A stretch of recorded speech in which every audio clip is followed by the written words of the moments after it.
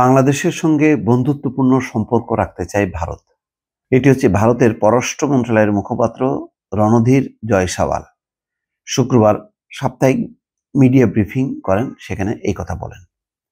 আসলে তাদের চাতুর্যপূর্ণ বক্তব্য, প্রতারণাপূর্ণ বক্তব্য। কি চায় তারা, কি চায় না পরিষ্কার করে বলে না, কিছু শব্দ প্রয়োগ করে, সেই শব্দ প্রয়োগ করে মানে একটা ক্যামোফ্লেক্স তৈরি করে। অর্থাৎ আপনি কি ঠিক নির্দিষ্ট করে কি বলতে চাচ্ছে সেটা আপনি বুঝতে পারবেন না। তাদের বডি ল্যাঙ্গুয়েজ দিয়ে, কিছু আচরণ দিয়ে বোঝা যায়। যেমন জয়শঙ্কর সংবাদ সম্মেলনে বলেন ওয়াশিংটনে যে সেখানকার যে নতুন পররাষ্ট্রমন্ত্রী, তার সঙ্গে বাংলাদেশ প্রসঙ্গ আলোচনা হয়েছে।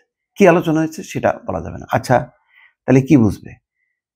মানে বাংলাদেশের মানুষ, বাংলাদেশের জনগণ, সরকার, তারা কি বুঝবে যে জয়শঙ্কর মানে মার্কিন পররাষ্ট্রমন্ত্রীকে বাংলাদেশ সম্পর্কে খুব ভালো ব্রিফ করেছে? এটা মনে করার কোনো কারণ আছে? মনে করার কোনো কারণ নেই। নেগেটিভ একটা ধোঁয়াশার মধ্যে রেখে দিল। কি বলেছেন তিনি?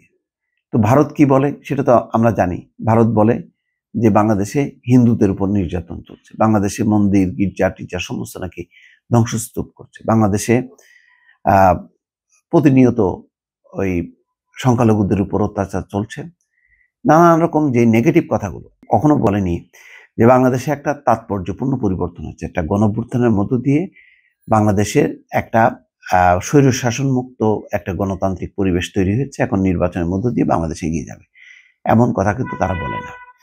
বরং গণহত্যার দায়ে প্রধান যে অভিযুক্ত, সেই অভিযুক্ত ব্যক্তি শেখ হাসিনাকে তারা আশ্রয় দিয়েছে। আশ্রয় দেওয়ার পর থেকে তারপরে সীমান্তে তাদের যে অবস্থা, হঠাৎ করে এখন অতিরিক্ত মহড়া। কি মহড়া? ওদের নাকি প্রজাতন্ত্র দিবস উপলক্ষে এখন থেকে মহড়া দিচ্ছে বাংলাদেশ সীমান্তে, কাঁটাতার বেড়া নির্মাণ করছে, সীমান্তে উত্তেজনা হচ্ছে। এই সমস্ত ঘটনার প্রবাহ প্রমাণ করে যে বাংলাদেশের প্রতি তারা বৈরী।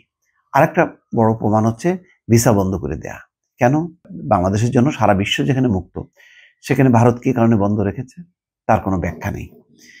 তো এই অবস্থায় তারা যখন বলেন, দেখেন শব্দগুলো কি। ভারতের পররাষ্ট্র মন্ত্রণালয়ের মুখপাত্র রণধীর জয়সওয়াল বলছেন, আমরা একটি গণতান্ত্রিক, প্রগতিশীল এবং অন্তর্ভুক্তিমূলক বাংলাদেশকে সমর্থন করি। তো এই অন্তর্ভুক্তিমূলক বাংলাদেশ কি? সেটা সবার অংশগ্রহণ। তো সবার অংশগ্রহণে সেটা 15 বছরে একবারও বলেছে? তখন বলেছে যে নির্বাচনটা বাংলাদেশের জনগণের ব্যাপার, সেই দেশের সরকারের ব্যাপার। এইটা বলে শেখ হাসিনার যে স্বৈর শাসনকে দীর্ঘায়িত করা এবং তার পাশে থাকারই একটা সার্টিফিকেট তারা দিয়ে যাচ্ছে।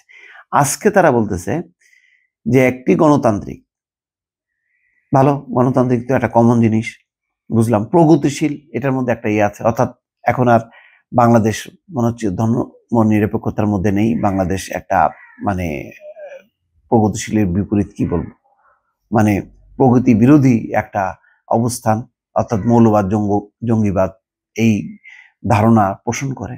সে কারণে বলছে প্রগতিশীল। অন্তর্ভুক্তিমূলক মানে সবার অংশগ্রহণে, তার মানে এখন চাচ্ছে যে আওয়ামী লীগকে নিয়ে মানে রাজনীতি করুক বাংলাদেশ। কি ধরনের দ্বিচারিতা তাদের, দেখেন। এগুলি আমার ব্যাখ্যা, মানে এগুলি শব্দ দিয়ে তারা এক ধরনের ক্যামোফ্লেক্স তৈরি করছে। ঠিক আমি যদি বলি যে এটা, বলবে না এটার ব্যাখ্যা তো এটা না, এটার ব্যাখ্যা তো অন্যটা। আমাদের দৃষ্টিভঙ্গি হচ্ছে বন্ধুত্বপূর্ণ সম্পর্ক বজায় রাখা এবং একটি ইতিবাচক মনোভাব নিয়ে নিজেদের সম্পর্কের উন্নয়ন করা। এটি উভয় দেশের জনগণকে সমৃদ্ধ করতে সাহায্য করবে। আমাদের দ্বিপাক্ষিক সম্পর্ক অন্য দেশের সঙ্গে সম্পর্কের উপর নির্ভর করে না, অর্থাৎ পাকিস্তানের উপর নির্ভর করে না। আমরা আমাদের মতন করে চলতে চাই।